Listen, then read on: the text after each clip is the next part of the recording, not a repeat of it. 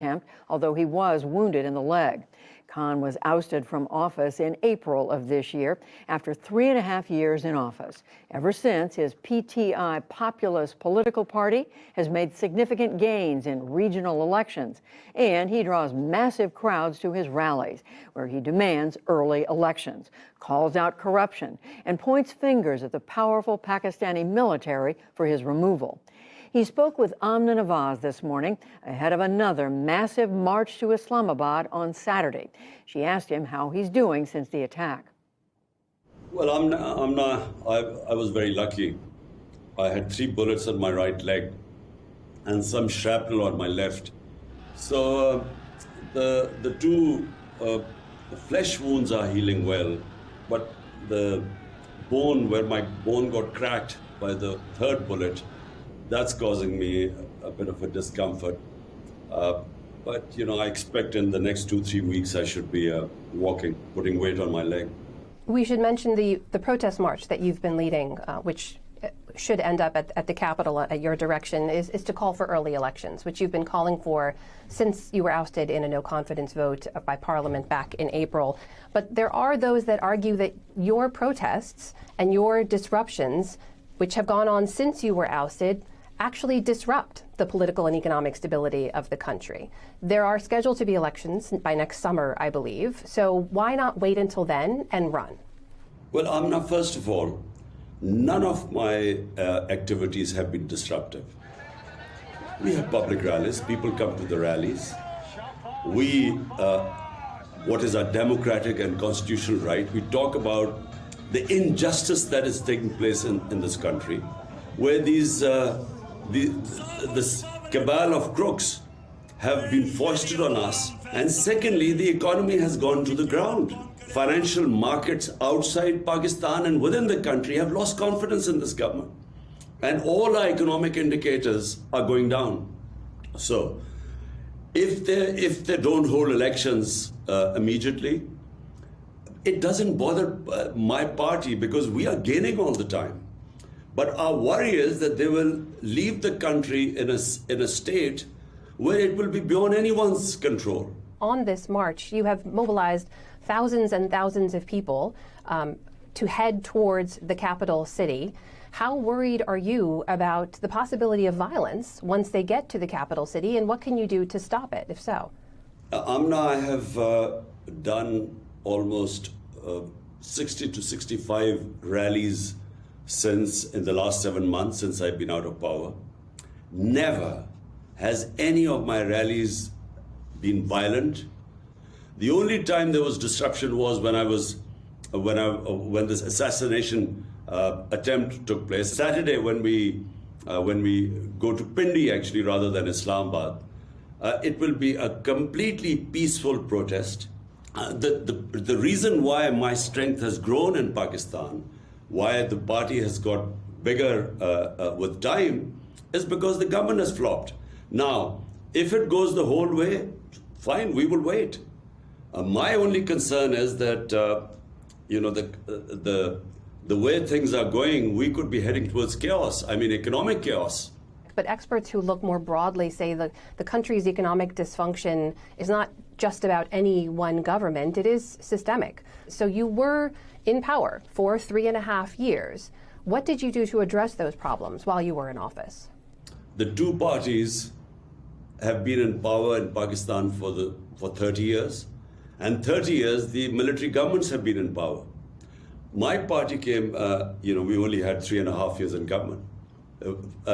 We broke all records of exports in Pakistan, and our tax collection was the highest in our history. So we were heading in the right direction. You have repeatedly accused the United States of conspiring to remove you from office. You also said America treats Pakistan, quote, like a slave. But then a few days ago, in a recent interview with the Financial Times, you said all of that is, quote, over.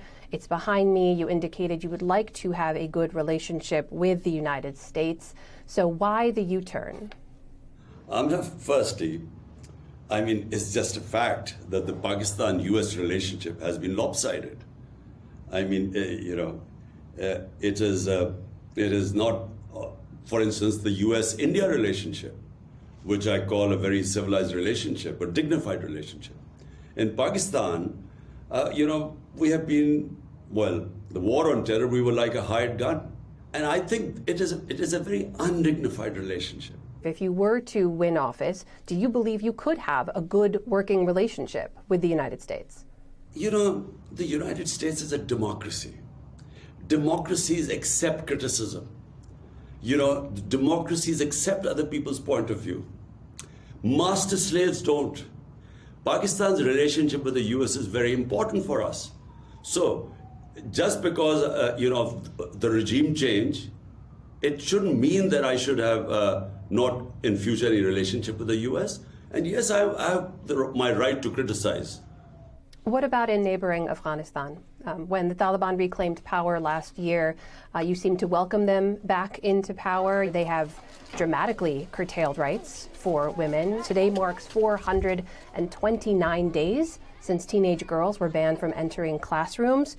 Were you wrong to support their return to power? What happens in Afghanistan affects Pakistan. Pakistan needs peace to develop its economy. And then if there's peace in Afghanistan, then Pakistan's future of connecting ourselves economically to Central Asia, it can only happen if there's peace in Afghanistan. But sir, peace at what cost?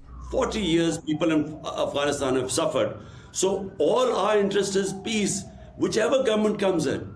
For the first time, there is peace in Afghanistan.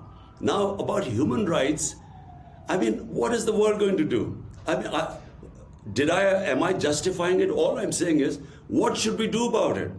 Are we going to invade Afghanistan again to liberate the women? What are we going to do? The best way is to engage with them, bring them in the mainstream, and then put pressure on them and hope that the people of Afghanistan, and especially the women of Afghanistan, they're strong enough to assert their rights. Give them time. In the last year plus, have you encouraged those leaders to let girls back into school? No, there is no communication. So, if there's communication, we would talk about girls' education and so on. But do you believe that they should let girls back into school? You have a platform here. If you were to deliver a message to them now, what would you say? Look, of course, Amna, in Pakistan, in KP, which is the bordering province to Afghanistan, we give special stipends to parents who send their girls for education. We believe firmly that it's women education that actually builds societies. That is the former Prime Minister of Pakistan, Imran Khan, joining us today. Thank you for your time. Thank you, Amna.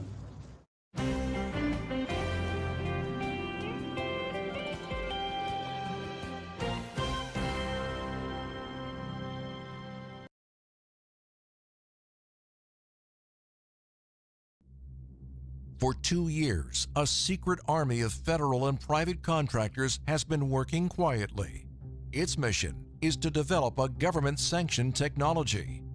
Jim Rickards, a former advisor to the Pentagon and CIA, warns the implications of this new technology will mean total social control. If his predictions are correct, this new technology will soon be mandatory for all Americans. All U.S. citizens would be under 24/7 surveillance. You will not be able to opt out. Many of your God-given rights would be